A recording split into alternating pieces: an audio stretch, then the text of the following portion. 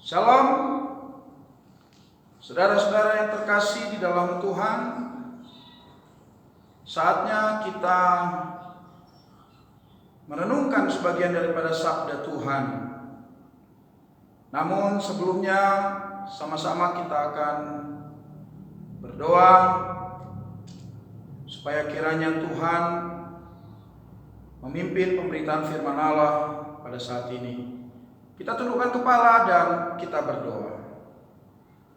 Terpujilah Engkau Allah Bapa dalam surga, Bapa yang luar biasa, Allah yang dahsyat di dalam nama Tuhan Yesus Kristus. Terima kasih buat waktu ini. Kami boleh tetap beribadah kepada Tuhan. Kesempatan yang Engkau beri, kami tidak akan sia-siakan Bapa. Melainkan kami mau manfaatkan sebaik-baiknya untuk kami bertumbuh di dalam Tuhan. Hadirlah Engkau Tuhan melawat kami melalui firman-Mu pada saat ini. Kiranya Allah memberkati kami dan urapan Roh Kudus ada bagi kami sekalian, melawat kami, memenuhi kami di dalam kami merenungkan sabda-Mu. Urapi dan kuasai hamba-Mu. Kiranya Roh Kudus pimpin hamba. Engkau juga sebelumnya menguduskan, melayakkan, mengampuni salah dosa. Terima kasih Tuhan. Kuasa-kuasa si iblis, si jahat yang tidak berkenan untuk coba mengganggu konsentrasi kami akan merenungkan firman Tuhan, kami tolak, kami hancurkan dalam nama Tuhan Yesus Kristus. Allah saja yang memimpin dan membimbing kami. Dalam nama Tuhan Yesus Kristus kami berdoa. Haleluya. Amin.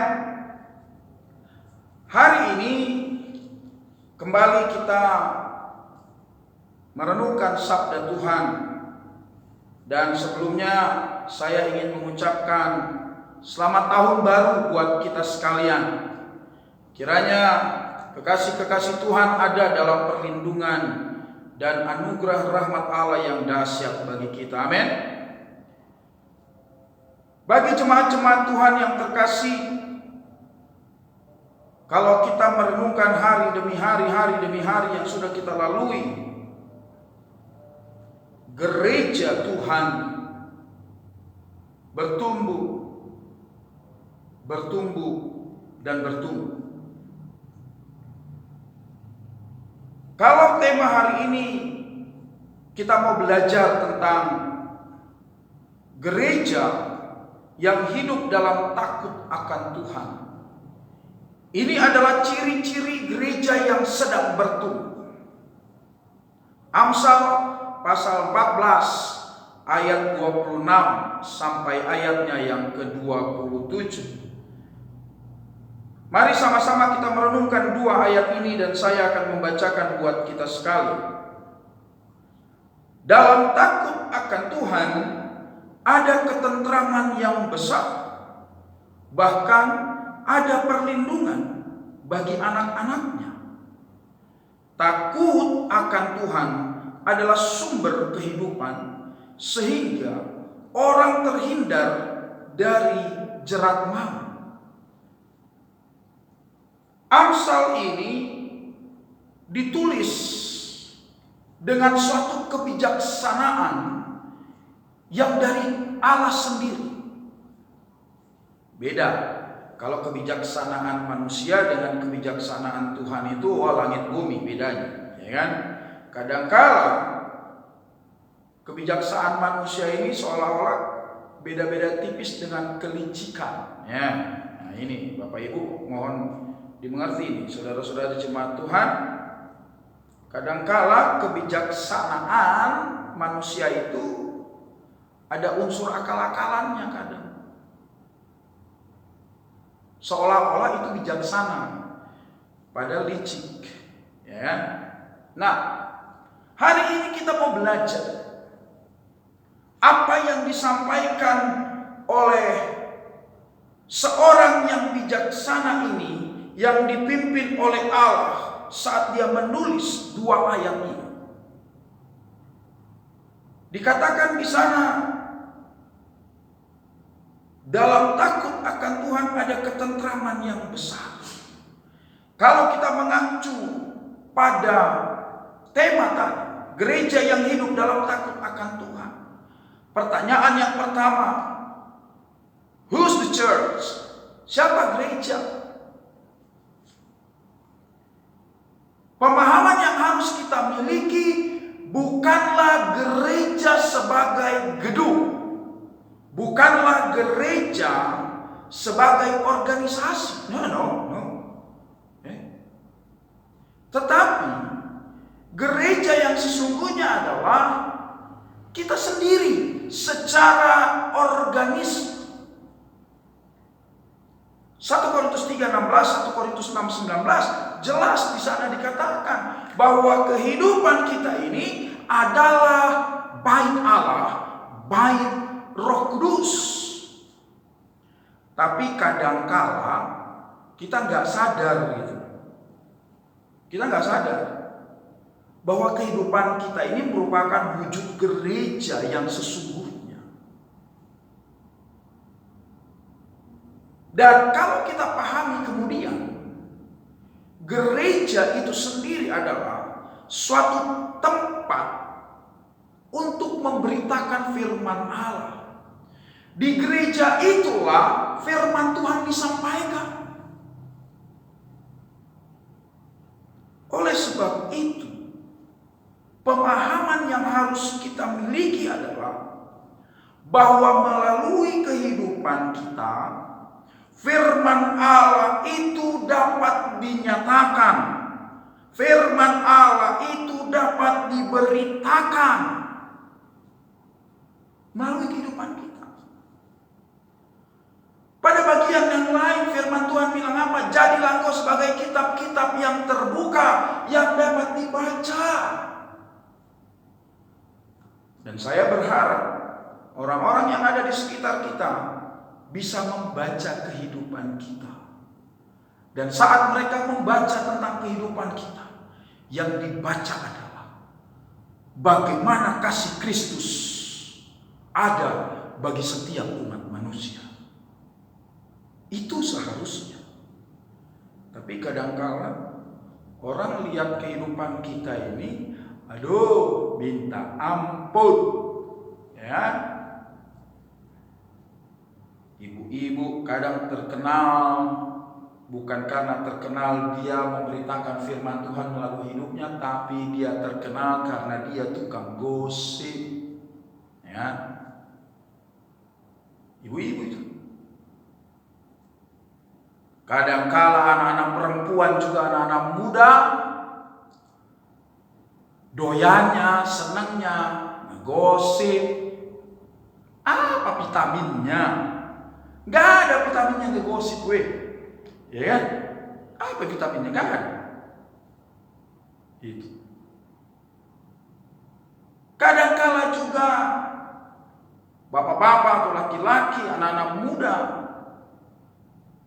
kehidupannya yang dibaca oleh orang-orang adalah kehidupan yang tidak menyatakan kasih Kristus. Judi mabuk lah, pasang-pasang togel lah, ya kan? Aduh. Itu sebabnya kita mau belajar kehidupan seperti apa gereja itu yang mampu menjadi pusat atau center dari pemberitaan firman, yaitu kehidupan yang takut akan Tuhan. Kehidupan yang takut akan Tuhan inilah yang hari ini kita mau belajar. Sehingga pada akhirnya gereja yang sesungguhnya adalah gereja yang sedang bertumbuh karena dia kehidupannya takut akan Tuhan. Pemahaman tentang takut akan Tuhan kita mau belajar dari dua sisi, melalui dua ayat ini tentunya. Takut akan Tuhan jika kita melihat dari ayatnya yang ke-26 dikatakan di sana, dalam takut akan Tuhan ada ketentraman yang besar, bahkan ada perlindungan bagi anak-anaknya.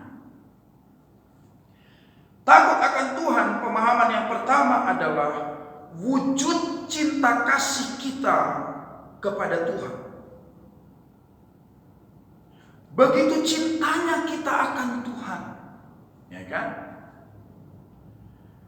Sebagaimana kalau kita renungkan, kalau kita pacaran, ya kan, suami istri, orang tua sama anak, begitu kita menyatakan kasih kita kepada pasangan kita, kepada anak-anak kita, kepada orang tua kita, pemahaman yang seperti ini tentang takut akan Tuhan, yaitu wujud cinta kasih kita kepada Tuhan. Coba kalau orang pacaran, ya kan, nih, kalau orang pacaran itu, kalau jauh dari pasangannya, dia gak suka gitu. Kenapa? Ada satu rasa yang kurang, ada satu sosok yang hilang kalau jauh dari pasangannya. Ada perasaan tanda tanya, pasangan gue lagi ngapain ya kan? Udah makan atau belum? Ya itu. Coba ingat kalau waktu masa-masa pacaran, yang cowok nanyain ceweknya, Beb, ditelepon, udah mamam belum? Mamam, aduh mamam, ya, udah makan belum Beb? Belum, makan dong, ya kan? Karena jauh, pasangannya jauh. Tapi kalau dekat, beda perasaan itu, beda. Kenapa? Saking cintanya, saking dia mengasihi pasangannya. Ya. Tapi coba kalau misalnya udah jadi suami istri, masih ditanya nggak? Misalnya suaminya kerja, istrinya masih suka nelpon nggak? Beb, udah mamam? Mamam lagi, ya kan? Aduh, bisa jadi nggak pernah lagi ditanya, ya kan? Itu tandanya kasih pun mulai surut. Kadar kasih itu sudah mulai menurun. Takut akan Tuhan, pemahaman yang pertama adalah sebagai wujud cinta kasih kita kepada Tuhan.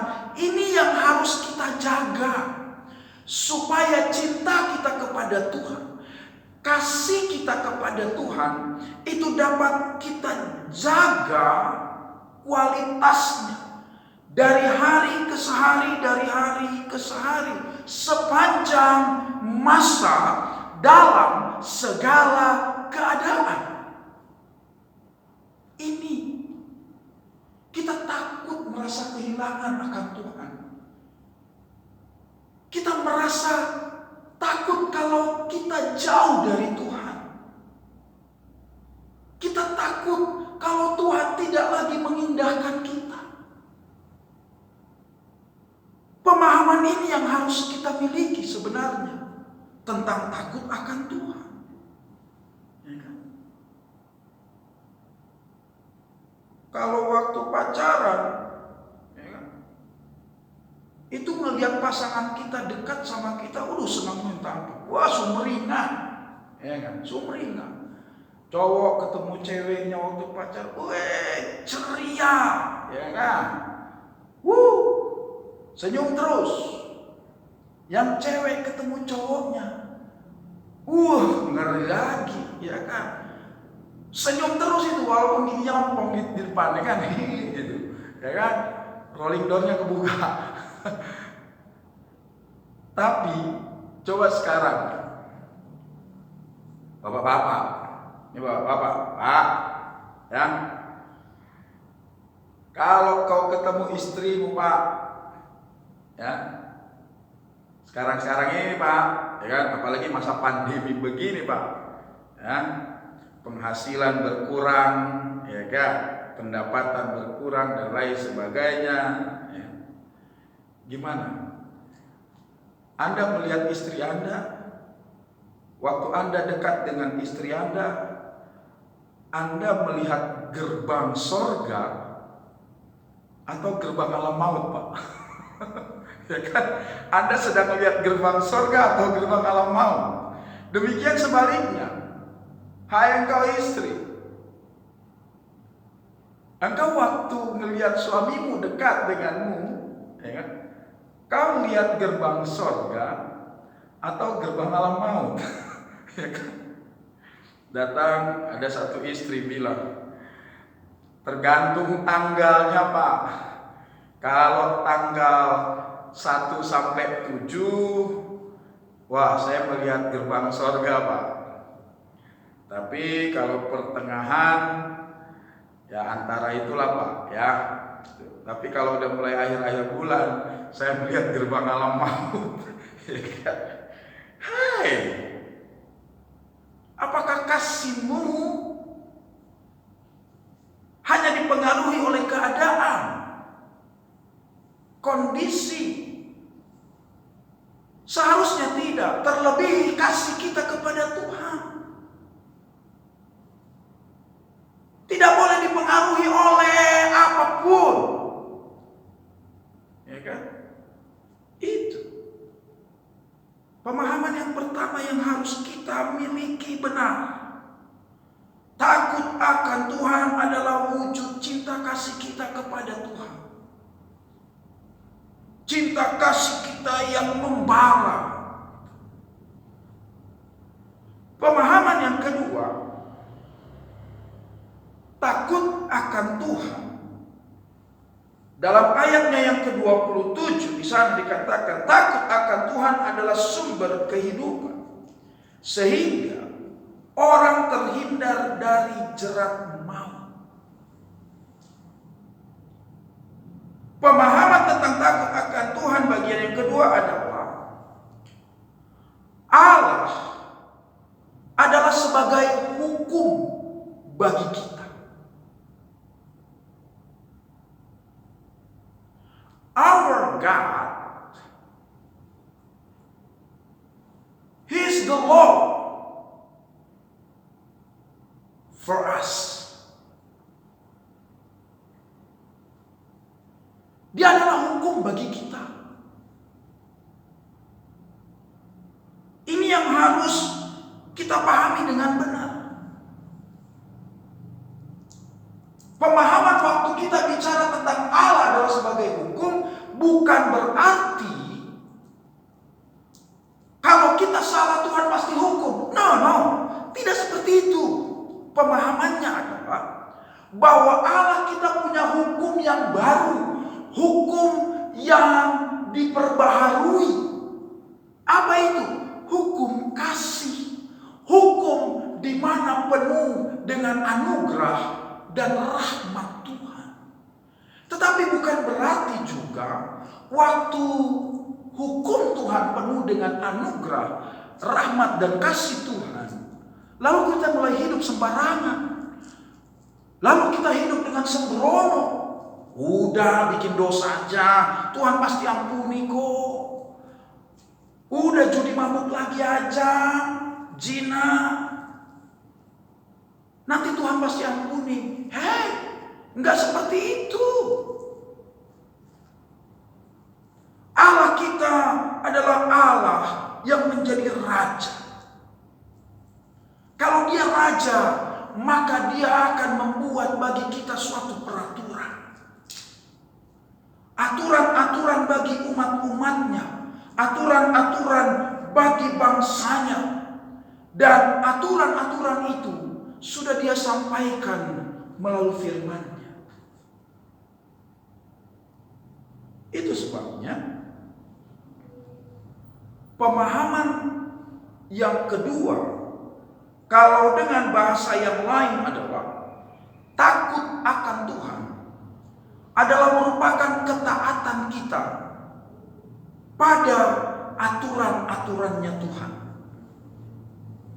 Takut akan Tuhan adalah merupakan ketaatan kita kepada aturan-aturannya Tuhan.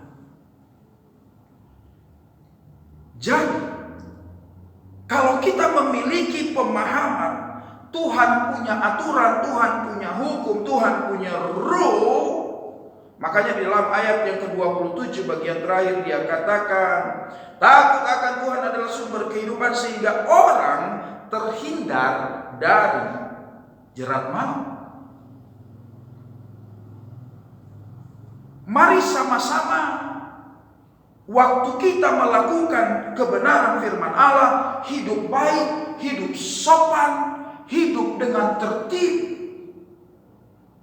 itu bukan karena ada hukum yang sedang membatasi kita, tidak. Tetapi kita mau menjadi warga-warganya Tuhan yang taat akan aturannya Tuhan. Kita adalah umat-umat Allah yang mau belajar untuk mengikuti apa yang menjadi aturannya Tuhan.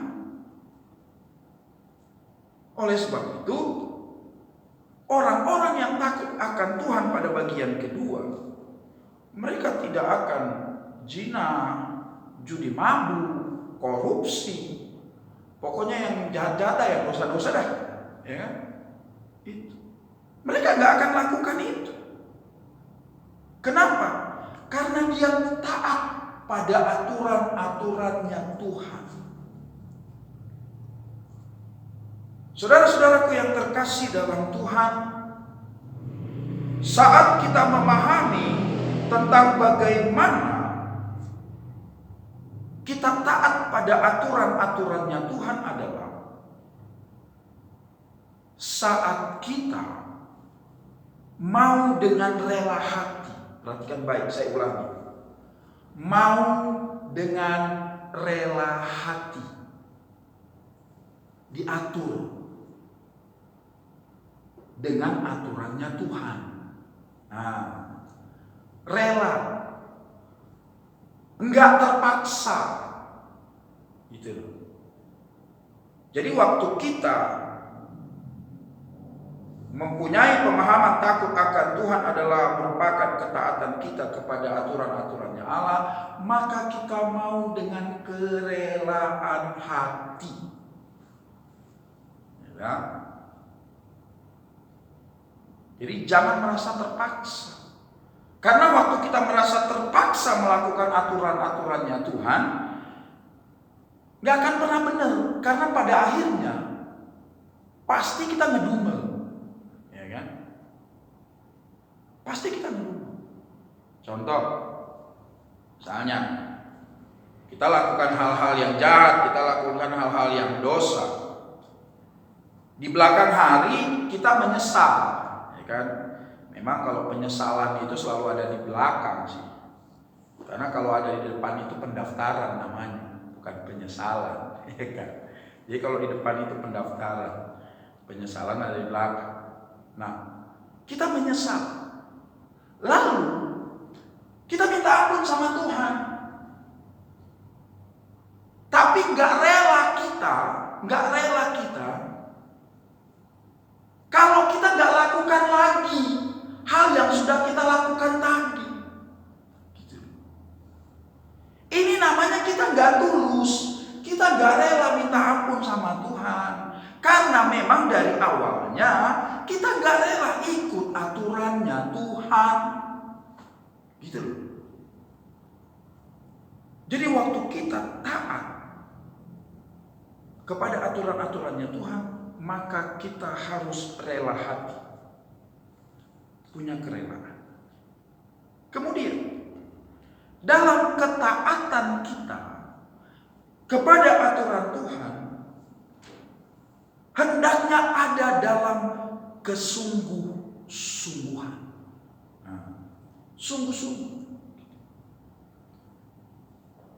Coba waktu kita baca Matius pasal 6, ada apa di sana? Doa Bapa kami. Saking udah biasanya kita menaikkan doa Bapa kami, itu seolah-olah kita hanya hafal. Bapa kami dalam surga, dikuduskanlah namamu, datanglah kerajaanmu, jadilah kehendakmu di bumi seperti di surga, dan selanjutnya. Kita nggak sadari akhirnya itu menjadi kebiasaan, itu menjadi hafalan, tanpa kita sadari juga waktu kita mendoakan itu, kita berdoa bukan dengan sungguh-sungguh, tapi karena kita menghafal dan hanya sebatas menggenapi liturgi gereja. Ini yang salah. Jadi kalau mau taat sama aturan Tuhan, lakukan dengan kesungguhan hati. Lakukan dengan sungguh-sungguh. Saya mau sungguh-sungguh untuk lakukan aturannya Tuhan. Jadi kalau Tuhan sudah bilang A, sungguh-sungguh lakukan A. Kalau Tuhan sudah bilang B, sungguh-sungguh lakukan B. Ya kan? Itu sebabnya hari ini, saudara-saudaraku yang terkasih dalam Tuhan, kita belajar tentang gereja yang hidup dalam takut akan Tuhan. Yang pertama, pemahaman tentang gereja. Gereja itu adalah diri kita sendiri, hidup kita sendiri, di mana gereja sebagai pusat pemberitaan firman. Dan daripada itulah kehidupan kita senantiasa kiranya membawa pemberitaan-pemberitaan firman melalui kehidupan kita sehari-hari, dan seluruh kehidupan kita dapat dibaca oleh orang banyak. Dan kedapatanlah di sana yang dibaca mereka semua adalah bagaimana kasih Kristus ada bagi semua umat manusia. Dan gereja yang sesungguhnya itu, jika dia bertumbuh dan bertumbuh, tentunya kehidupan gereja itu adalah kehidupan yang takut akan Tuhan. Kehidupan takut akan Tuhan ada dua pemahaman. Yang pertama, sebagai wujud cinta kasih kita kepada Tuhan, maka kita takut untuk berjauhan dengan Tuhan. Kita ingin selalu dekat dengan Dia. Kita takut kehilangan dengan Tuhan kita. Maka kita rindu terus akan Tuhan. Yang kedua, takut akan Tuhan adalah pemahaman di mana kita mau taat dengan apa yang menjadi aturan-aturannya Tuhan. The Lord is my Lord. Tuhan adalah aturanku, Tuhan adalah hukumku. Oleh sebab itu, jika kita memiliki pemahaman dua tadi, maka dikatakan di sana dalam ayat yang ke-26 dan 27, side effect atau dampak dari kehidupan yang takut akan Tuhan. Satu, maka dalam kehidupan kita ada yang disebut dengan ketentraman. Hidup kita menjadi tentram. Kita nggak punya lagi rasa takut akan berbagai hal. Gitu. Kalau kita dekat dengan Tuhan, lalu kita taat dengan aturan yang Tuhan buat, ya kan?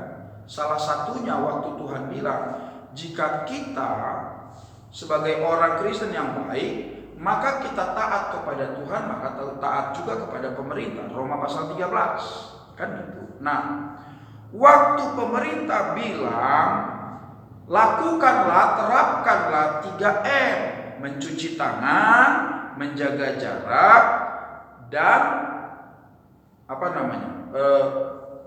memakai masker, maka kita tentram, nggak takut kita kena pandemi, kena corona, ya kan? Karena apa? Kita mengasihi Tuhan dan kita mau taat akan aturan-aturannya Tuhan. Kita akan merasakan ketentraman. Jadi kalau kau mau tentram hidupmu, takut akan Tuhan, ya kan? Yang kedua, dikatakan di sana dalam ayat yang ke-26, jika kita takut akan Tuhan, maka kita akan memperoleh perlindungan. Perlindungan dari siapa? Perlindungan dari Tuhan kita sendiri. Perlindungan dari Allah Bapa di sorga. Perlindungan dari Roh Kudus. Kita akan menikmatinya. Kita akan dilindungi kemanapun kita pergi, kemanapun kita melangkah.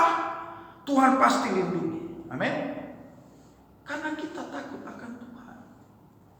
Orang-orang yang takut akan Tuhan, saya percaya benar Tuhan pasti melindunginya. Saat dia keluar dari rumahnya, saat dia kembali ke rumahnya, perlindungan Tuhan ada baginya. Amin. Kemudian ayat 27. Takut akan Tuhan adalah sumber kehidupan.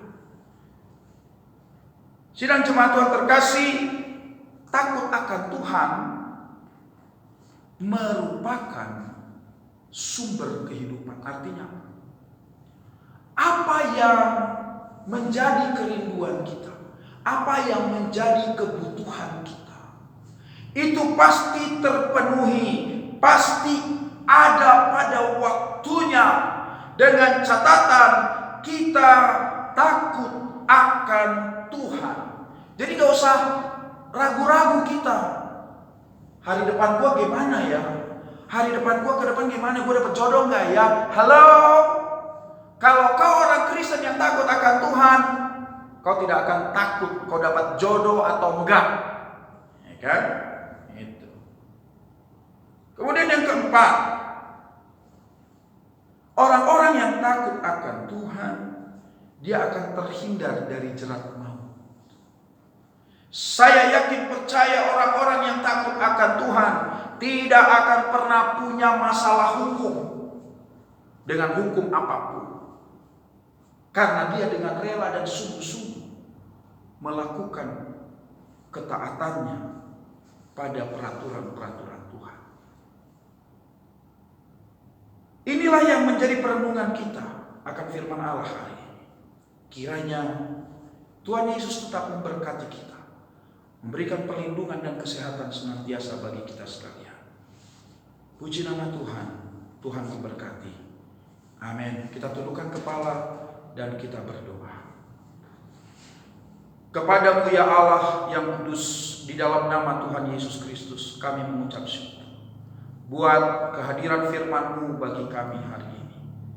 Biarlah firman-Mu Tuhan boleh membangun kehidupan kami, menjadikan kami orang-orang yang takut akan Tuhan, dan kehidupan kami dari sehari ke sehari semakin lebih baik di hadapan Tuhan, semakin menjadi kesenangan di hadapan manusia. Terima kasih Tuhan, terima kasih Bapa. Terpujilah Engkau, hamba-Mu berdoa, kiranya Roh Kudus senantiasa menyuarakan suara Tuhan dalam setiap kehidupan umat-umat-Mu. Inilah doa kami yang kami naikkan di dalam nama Tuhan Yesus Kristus. Haleluya. Amin.